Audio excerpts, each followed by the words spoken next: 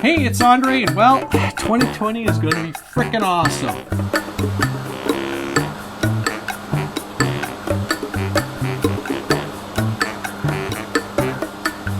Yeah, you're looking at my latest acquisition. This is the e-flite, one of the biggest silly jets I think I've ever purchased. I thought the A-10 was silly, but this thing is huge. This is the e-flite Su-30, the Sukhoi 30, and how could I not get this thing? It looks gorgeous, the colors are amazing, and it's kind of helped me focus where I want to go with 2020, and we're going to talk about that after I put this thing down. So, yeah, 2020 is going to be a year of focus. I really enjoyed 2019, and I was making a lot of progress flying my EDFs and just having a really good time with the whole experience. Unfortunately, some things in life, like being diabetic, kind of messed things up and slowed me down. So, yeah, this year is going to be more of the same. I'm focused in on trying to get to a lot more flying in. I've rejoined my local club, and that's going to kind of influence my direction, I think. I also am out of space. I'm out of space. We're going to take you over to the other side on the GoPro. I'm going to show you what I've done to help the space issues. And I think you're going to see some airplanes start leaving the fleet and everything and get reduced so I can focus in on some of my objectives, and those include at least one balsa plane, and eventually I will get a gasser. Just because where I'm flying, the flying club, I will still be park flying with my good buddies here locally, but the club will allow me to get something a little bigger, bush plane-ish, cub plane-ish kind of thing, but eventually I do want to get a gas engine. The turbine thing is going to have to wait. That is crazy expensive. So it's winter, and I have started getting those airplanes ready to fly. I don't know about this weekend. Apparently it's supposed to be really disastrous, but I have to say the EC-1500 is going to see a little bit of action. I don't know how it's going to be on the floats or the skis, but check this out. I got the GoPro in hand just so I can show you. I really like whoever designed this idea. Look at that. So these are the skis, and they just clip. You don't even take the wheels off. They just clip right in. So that's pretty cool. And speaking of Horizon, I messaged them, or I saw on social media, that they were working on replacing the prop adapters. As you remember on the unboxing of this aircraft, one of the props are right across the room. They've updated the adapters, and they're sending me out a new one, as well as an ESC for the A-10, because I smoked one before the airplane had even flown. They're sending me an 80 amp. The originals were 70, so I do have the one that didn't blow up. That's sitting in a box. The other 80 is going to go in there because I replaced both of them with two fresh 80 amp Hobby Wings. The new ones are 80 amp Predators, so it'll go for future projects and everything. And again, this thing is amazing. This jet, oh gosh. Other than that, I've been flying a lot with and working and having fun with Captain Drone. We did a review video of this guy here. This is the JJRC MO2 transition kind of aircraft. It was fun, really windy. 3S 800s or 1000s with, and it uses some XT30 connectors, which is kind of cool. So I've got enough batteries and enough props for this thing. I ordered some extras because I did lose one in flight and I broke one during a tumble. It was really windy, and I was just getting used to this thing, but it was really cold. So I'm going to tape it all up and just keep flying it. It seems pretty durable, and I'm going to have fun with it and see what I can come up with and see how much, if it's an oddball aircraft, but they're kind of cool. The other thing I've been working on is building some of my own projects. I will get into doing some scratch builds. I'm working on the podcast and everything. Speaking of which, we've got to get Ben on the show to talk about this. This is the BDF.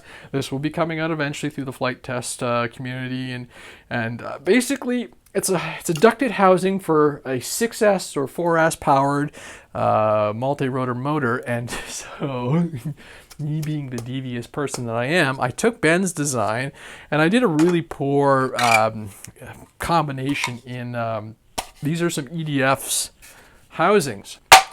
So I scaled the sucker up and I put in Ben's piece on the inside. Now the printer was really mad with how I did it. I should have done like a mixer or something like this. So I'll get in there and sand that all down and everything.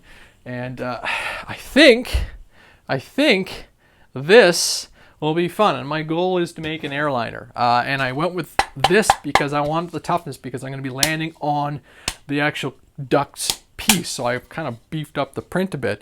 And the nice thing about using this design with the BDF over an EDF, especially in the winter, is if I break up that prop, I've damaged a $2 prop. I can pull that off and replace it, and we're back in business right away. If you damage the blades on the EDF or anything like that, game over, right? You got to do a whole big changeover. So there, that's fun. I'm looking forward to building and everything. It's been a while. It's just been a crazy time. So what I want to do now is I want to grab the GoPro and I want to jump on over to the other spot, and we can talk about some of the racks that I built to help the storage situation, and why, just how good that has turned out to be. So let's grab the GoPro and go for a little walk. Well, here we are inside the home entertainment area. And so I don't have a TV, I have a projector screen. I've had this screen for like almost, I don't know, 15 years. And imagine parking over here is the EC 1500 with no wings, and then as soon as the Sukhoi came along, I was like, oh boy, I'm really out of space.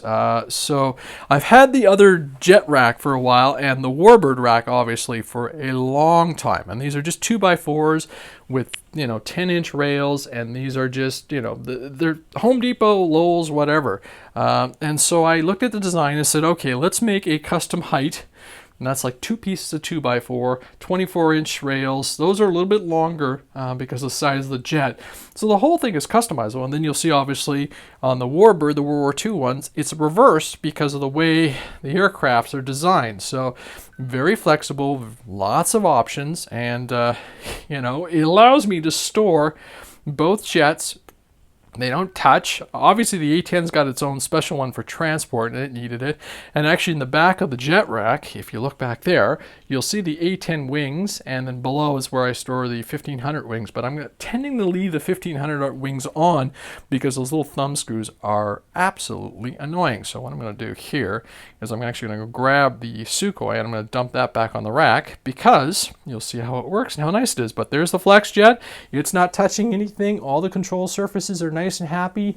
There's no, foam on foam rash or anything like that. So let's see if I can clip this guy somewhere and drop that plane in place. So the Sukhoi, really the only thing I haven't done with the Sukhoi, I regret not doing, I should say, is, whoops, and when I was talking about contact there, right? But the wing hasn't touched each other. I have a piece of there, put down that. The only thing I wish I had done differently on the Sukhoi build was actually made that removable with some magnets, but otherwise it's fantastic. I love the fact that the nose cone comes off, but you can see now it's got a place to sit. It's not touching its little buddy down below. There you go. So that's a twin jet, twin 60 70 mil. And then the 90, another twin 70. You got the other jet. So I really have been enjoying my jets, and still haven't flown that one, and still haven't flown that one. So I got some work to do. So there you go. Putting the skis on all the winter planes. EC 1500's ready to go.